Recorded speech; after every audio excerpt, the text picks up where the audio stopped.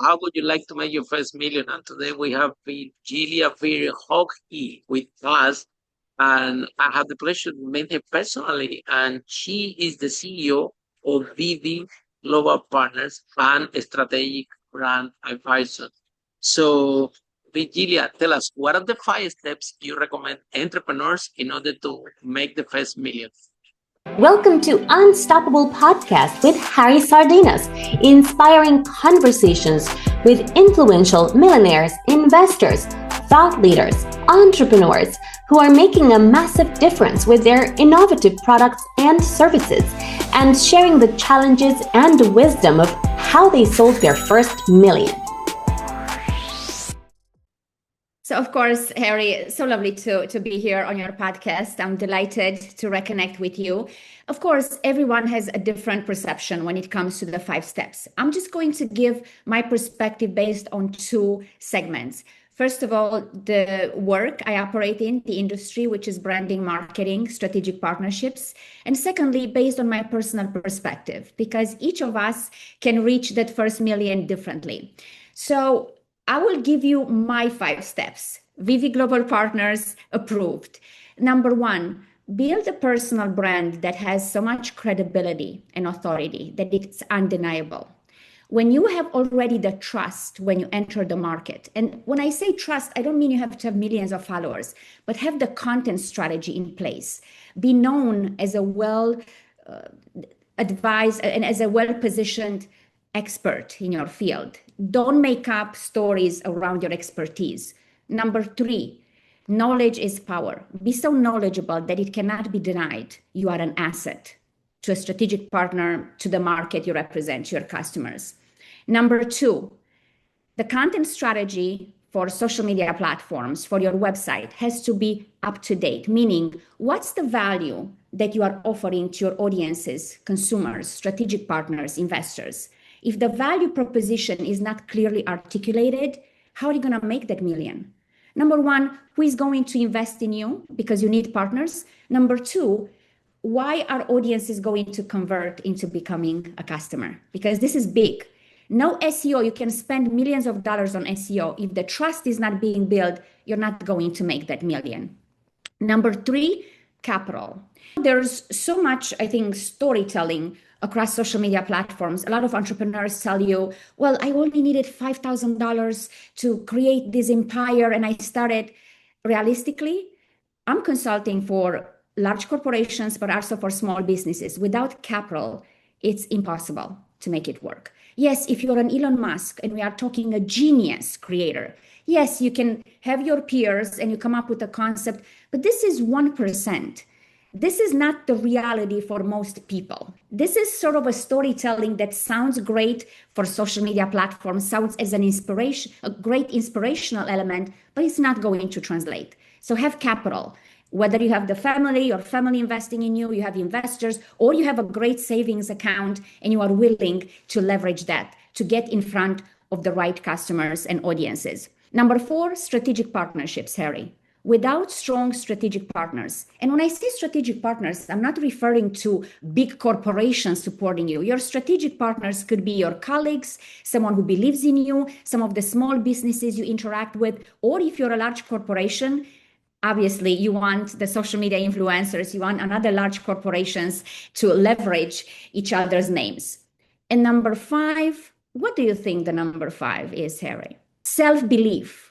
You must be so insanely confident that you are the best in the world at what you do, that no matter what comes your way, you are going to conquer that obstacle. Because as an entrepreneur, you will suffer. You suffer when you start in the beginning stages before making your million. The more money, more power, as Jay-Z raps about, right? And then the more money you make, the more you will need to have self-belief. And you have to build that power circle around you to support your system, your emotion, and also your business model. So these are my 5 steps. I could go on, but these are the first that come to mind. Also, you did not give me the questions in advance, so I had to, you put me on the spot, but that's okay. We love that. We love to be thoughtful. So let me tell us your story and why you become an entrepreneur in the first place. So, Harry, I'm from Romania. I lived in Romania and Germany prior to moving to the United States. I came here with a very strong belief that you're supposed to build a career, be successful, build a family. That's in Eastern Europe, that's how we were raised. And then, of course, I entered the corporate world. I started with Siemens Management Consulting, which is a very well-respected German consulting company. From there, I got recruited by Norma Kamali, the very first fashion designer who saw something in me. And I'm so grateful to her for that because I love fashion. And from there, 5 years with Versace, 5 years with Dolce & Gabbana. And I also had the tremendous opportunity to work with Damon John for about, I think, 6 months in his office.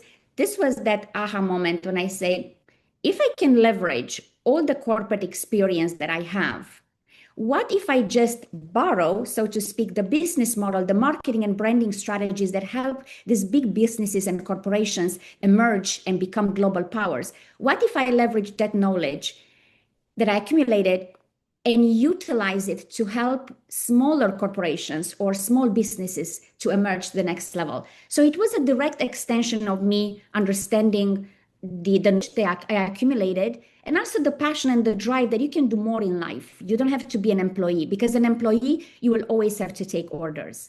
And of course, when you become an entrepreneur, you still take orders from your investors, from your strategic partners, and so on, from your customers. But at the end of the day, there's more freedom, certainly. So that's why I became an entrepreneur. I think I just wanted to have the freedom. And the freedom is called 24/7 on call. That's the reality of it. Can we be honest, Harry? Because I think everybody Absolutely. is I'm about to ask you this because amazing image, right? But the reality is a little bit different. so tell us about that transition between corporate to entrepreneur because in corporate, if somebody can tell you do this job, you can tell, I'm sorry, this is not my job, because in corporate you have a job description, but you're an entrepreneur, everything is your job. So you don't have no one to tell that is not my job.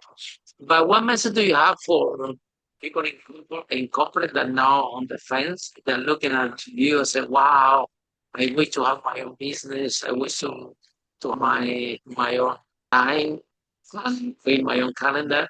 So they are in the corporate world and they're on the edge and they want to become an entrepreneur. So what message and what can you advise to women, specifically in corporate, that want to transition? Because entrepreneurship is not for anybody, not for everybody. Oh, it's brutal. So the first advice, I don't even call it an advice. The first statement I would like to make, entrepreneurship is brutal.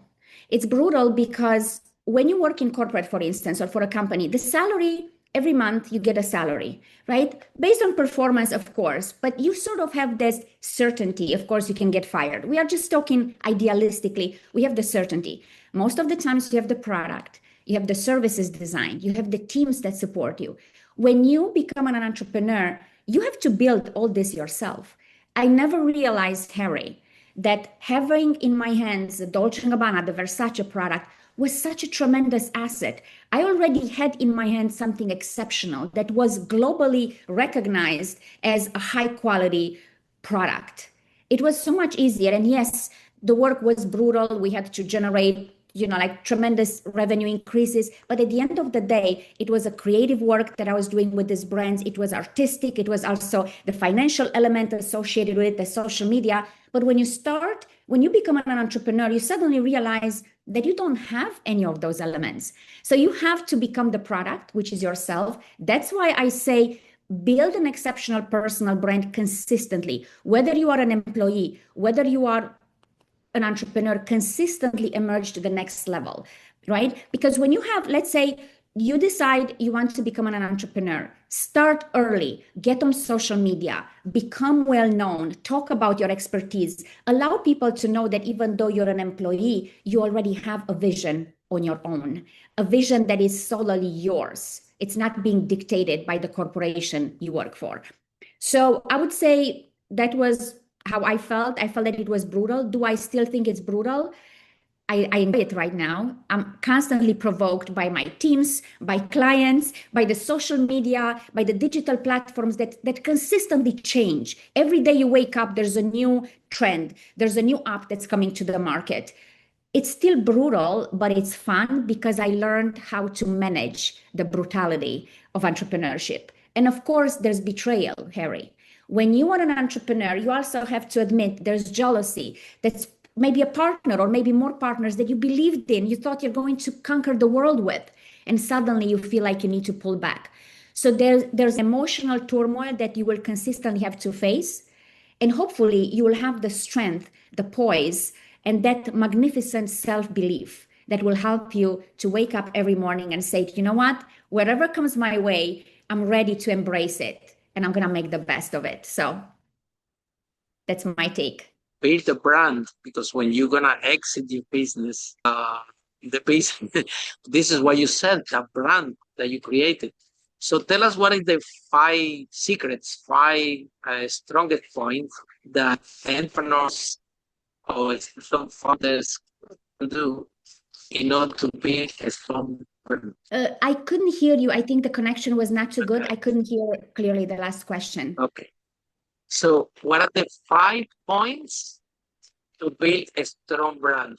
For entrepreneurs, first of all, and I'm very serious about that, please stay within your area of expertise. There are so many fake experts. Every day you log into social media, everyone is a politician right now. Everyone gives advice on branding, on marketing. Please stay within your lane. Why is this important? Extremely important. That's the foundation of your personal brand. Virality, you can get viral once, twice, maybe for a month.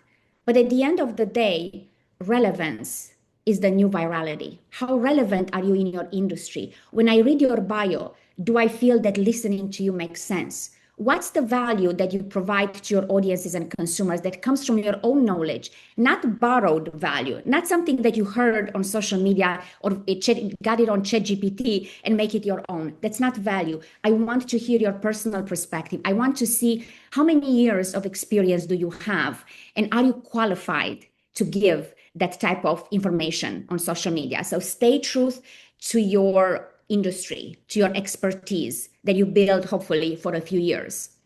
Secondly, understand your core values. What are your moral values? What's your conduct that will really emphasize your power as a human being? Because professionally and personally, you have to be aligned. Especially right now, Harry, with social media, we can no longer hide. Look at our politicians or important entrepreneurs, top brands in the world. As soon as you make a mistake, Harry, it's all over the news. It spreads like fire. You can no longer escape. That's why it's important to be mindful of your communication skill. Communication would be the third element, extremely important. How you communicate, your vocabulary, how you articulate your value proposition. And number 4 would be the differentiating factor. Now you have all those. You have the expertise, you have your credibility, you have your value proposition, you have your communication skills. How are you going to package that all together and get it in front of audiences and consumers and build that trust? And trust comes from emotional connection as well. This is when our set of personal core values plays such a key role.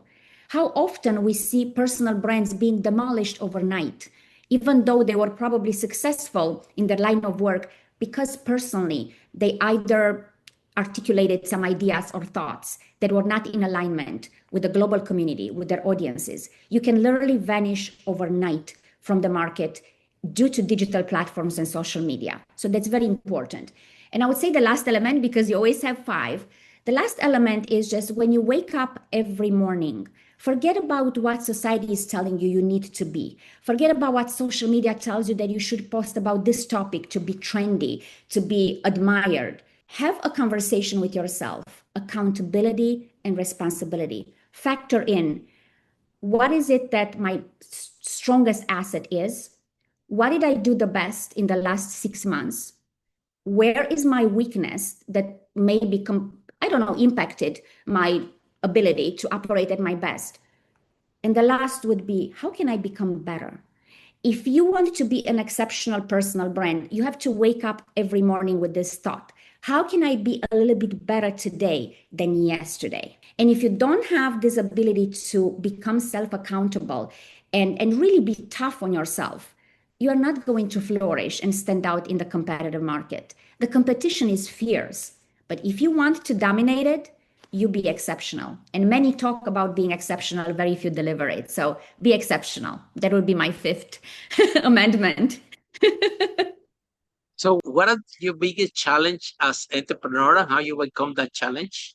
I would say the biggest challenge is to find tremendous talent. We are working with VV Global Partners, with my strategic partners, with my business partners like Lisa Franken, for instance. We are working on larger projects and we have to bring in talent. Harry, I never imagined that it's so difficult to find really knowledgeable, talented people. It's incredible. Like you interview people and you are mesmerized to find out that they don't have the skills that you actually need. And sometimes you are being forced to hire someone because, I don't know, maybe you have a week to execute a product and you end up doing it yourself. I would say what I'm proud of, extremely proud, Harry, if I'm being left on an island just with my gadgets, I know how to edit my materials, I can record myself, I can build a content strategy for myself, I can build a business model. Out of necessity, I learned so much. And I think that's my strongest asset as a consultant. I can do everything myself. Of course, time-wise, we don't have that luxury, but I'm able to do it not at the Oscar level, of course, realistically, but I'm able to execute my line of work by myself. And this is the key, because the only way, Harry, to control an amazing team to do what they are supposed to do, if you know it yourself, if you know editing tools yourself. When somebody is giving you, I don't know, a piece of content and say, oh, here you should do that transition. Sometimes I see people smiling. They say, how do you know those? I say, because I do it myself. I don't have time to do it, but occasionally I do it just to ensure that I master the secrets to a certain degree, right? So the more you know, the more powerful you become. And this is, I do believe a lot of entrepreneurs can relate. Finding tremendous talent is becoming increasingly difficult because there's a lot of self-incentivizing belief out there. A lot of people think they are much better, much smarter than they actually are. That's why being self-accountable, being self-aware. Harry, I would say one of the biggest diseases of the century is lack of self-awareness. Because society tells us, to women, you are worth it, you are pretty, you are that, and then we feel like we no longer need to put the effort to become extraordinary. I think becoming self-aware is just such a gift. I would choose to work with a team that is self-aware, choose them over a team that is highly skilled but is not self-aware, because you can train talent, but you cannot train self-awareness and humility. And I think that impacts ultimately the success of the team collectively or the project.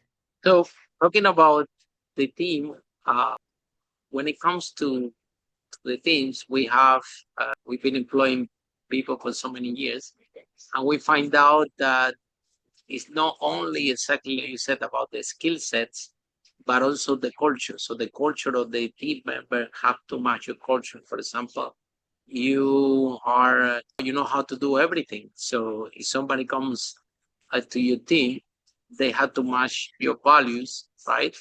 And I think that proactive is one of the things that characterize you, because you know how to do everything. It doesn't mean that you do it, but you expect your team to follow. So how, when you bring in people to your organization, you assess culture matching before skills? Oh, it's very important. Along with emotional intelligence, culturally, where you come from, it's playing a key role. And that's why I'm talking about self-incentivizing elements. If you come from a culture or a society who spoils the young generation and tells them, oh, you're beautiful, I'm coming from Eastern Europe. My parents never told me I was beautiful. Maybe I wasn't. That's not the point. They never told me, oh, you're so smart.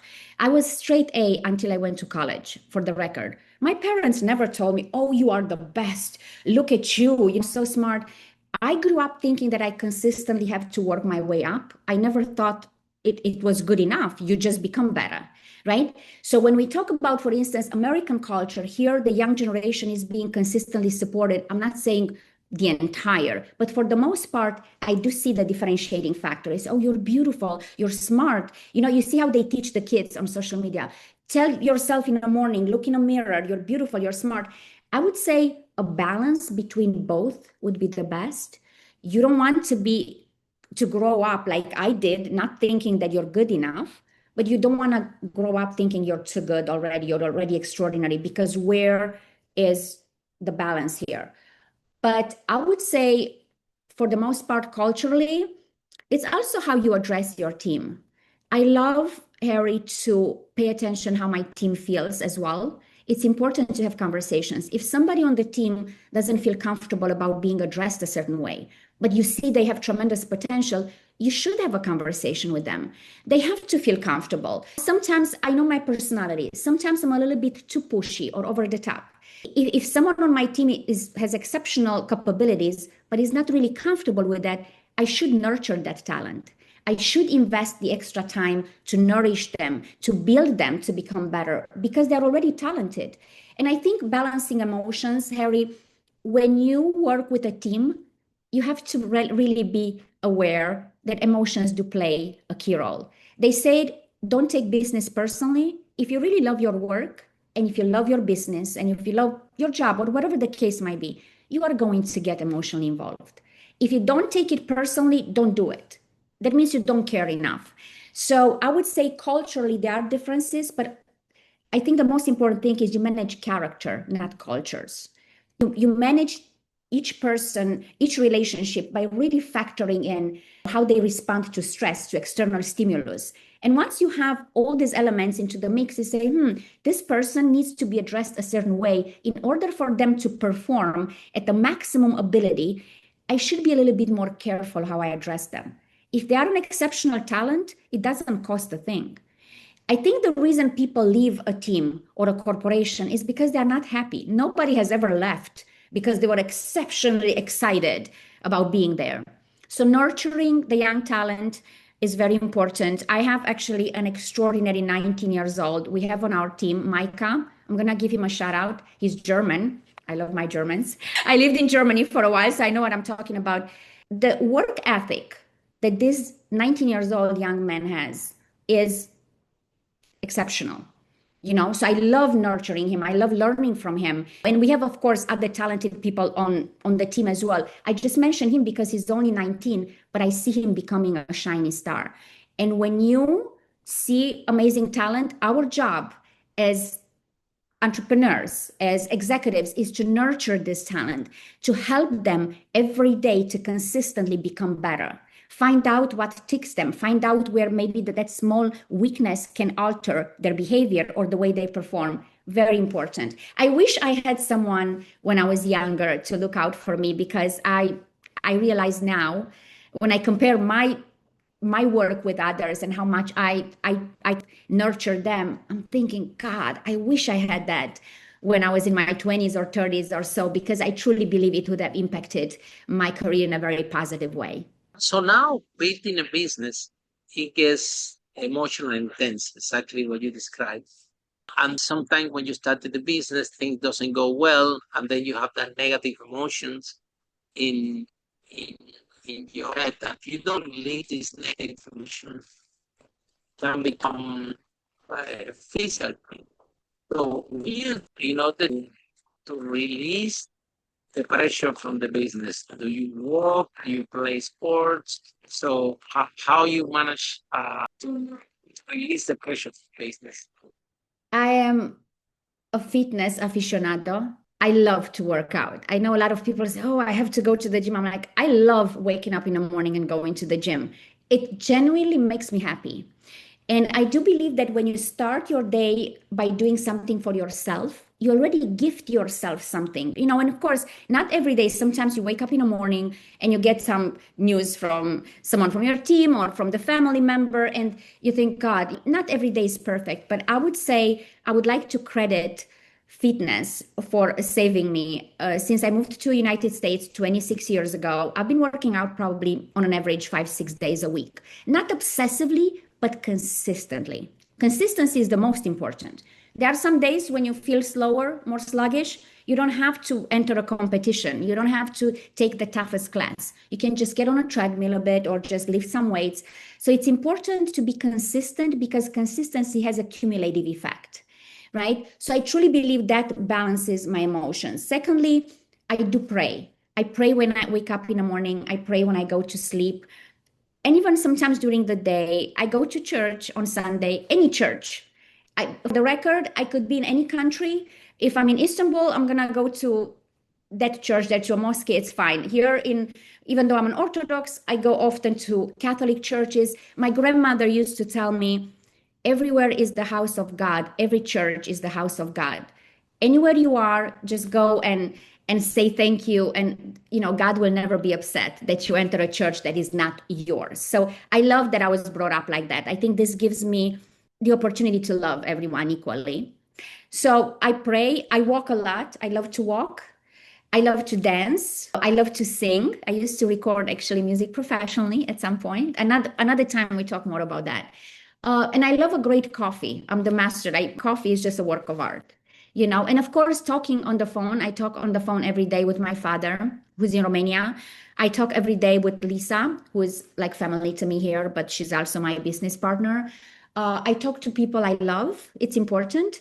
And I think that's, you have a circle of amazing people around you. You have your fitness routine. You have your belief in God, or however you want to call it, right? Depending what part of the world you're in. And then you have yourself. Harry, it took a very long time for me to accept myself. I think because the way I was raised in a communist country at the time, I was always so self-critical, and I still am. I'm not the kindest person to myself. I think I could be kinder, but I still love being myself. I wake up in the morning with this self-belief and this excitement for what's next. How can I be happier? How can I be better at my work? What's the objective that I need to look forward to? And I think that's our ways for me to manage life at my best capabilities. And of course, it can always be better. So now let's talk about AI. How do you think that AI has impacted funding? AI will revolutionize the world the same way internet did in 1993. Actually, it was launched in 1983, but officially 1993. People back then, a lot of CEOs were so upset. They said, this is going to destroy the world. Fast forward a few decades later, we cannot imagine operating and transforming the world at this level without internet. AI was around for a very long time. Like lately, we think it's a fancy concept. It existed for a very long time, way before it became a concept, just like personal branding, right? It existed since Cleopatra, right? We still talk about Cleopatra after the parenthesis, after all this time. So AI, I truly believe that we must look at it as an ally, not an enemy. Of course, all these fear mongers on social media, that's their job, to keep people in fear. The best way and the easiest way to control people is by keeping them in consistent fear.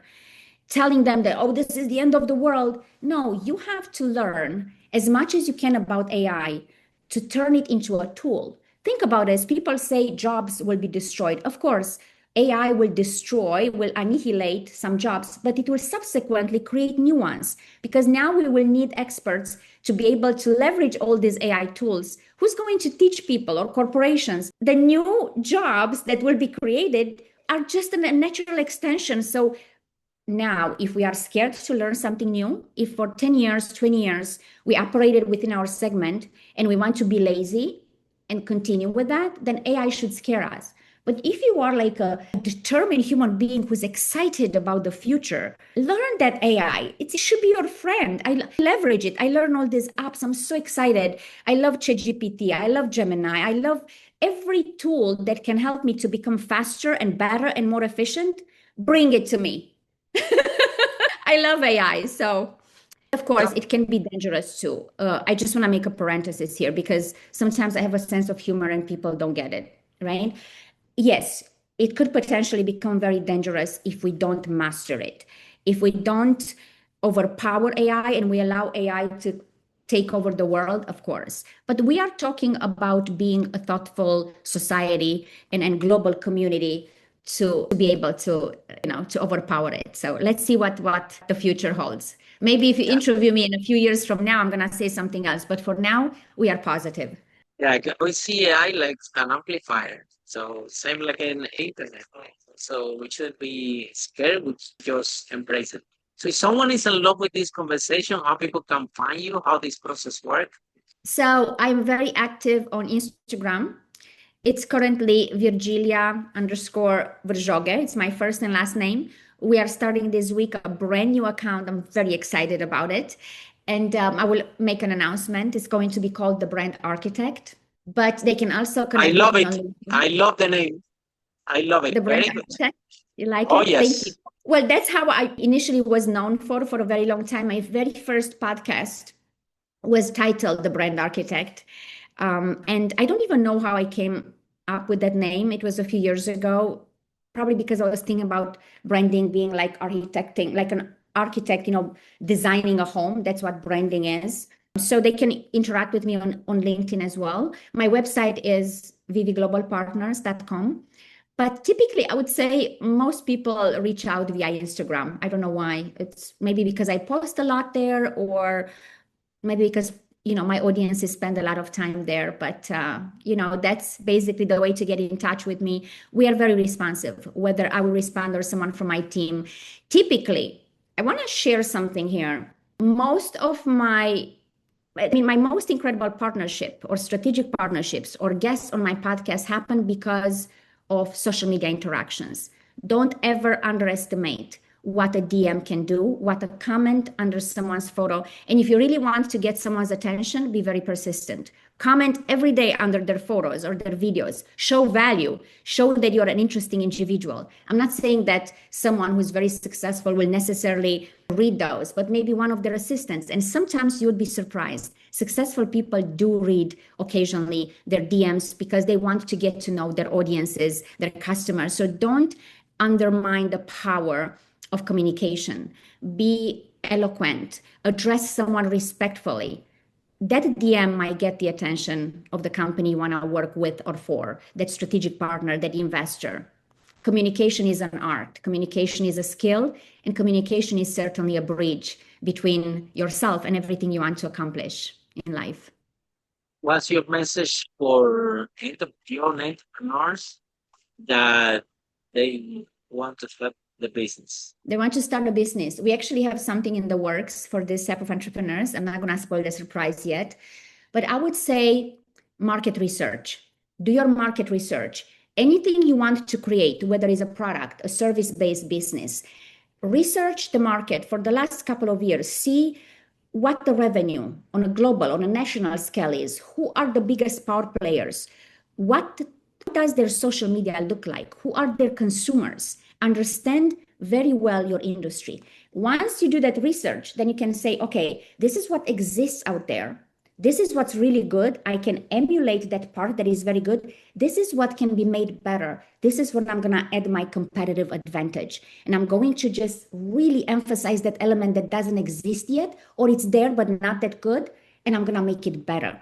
So emulate what exists and it's great from your market and from your industry, and innovate what needs to be taking people by surprise. And the next thing would be like really think about your financials. This is very important. Nobody's telling you that, but I'm telling you, without capital, you have to be able to survive. In the beginning stages, it's not even a matter of thriving. It's about survival. You need to be able to understand that building a business takes cash. Don't listen to these people who tell you, oh, I started from zero. It was never zero. Trust me on that. Behind that zero, there's a lot of zeros that supported that. Third, just really have that self-belief. I think it's so important. And self-belief should come from having a very realistic approach. Assess what your strengths are, what your expertise is, what your weaknesses are, and build something by being aware where you are best at and where you need to improve. And where you need to improve, this is where you hire or you bring the team on to balance the deficit. So these are just a few things that I love to always share, because I think it's such a myth out there. Oh, you don't need a capital. You just need to be excited about the future and you need to believe in yourself. That without capital, I'm sorry to spoil the surprise. That's why I think in United States, 80% of businesses fail within the first 4 or 5 years. Why?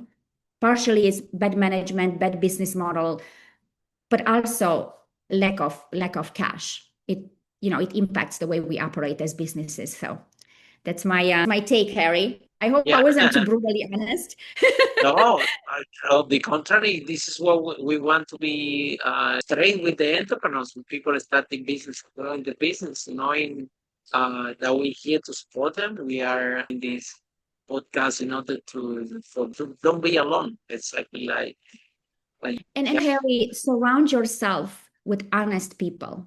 Not people who tell you you are invincible and you can do this. Everybody is telling us, oh, you can do this. You're so strong. It's not about strength. Most of the times it's about strategy. It's about understanding your business model, about the team you bring around you, about your market, about your digital presence, about your brand. So believing in yourself and being strong is not enough. It takes a lot to become a successful entrepreneur and to maintain your position. So that would be my last sentence that I wanted to share today. so thank you so much, Virgilia. That has been amazing and a pleasure to have you here at Unstoppable Podcast. And for all of you following the podcast, see you in our next episode of Unstoppable. Our brave entrepreneur like Virgilia break that wall and achieve professionally. Bye for now. Thank you so much. Much, Harry. Follow us for more interviews with world's most influential, audacious entrepreneurs that overcame challenges and adversity, providing you with the blueprint of how they sold their first million so you can grow your business exponentially.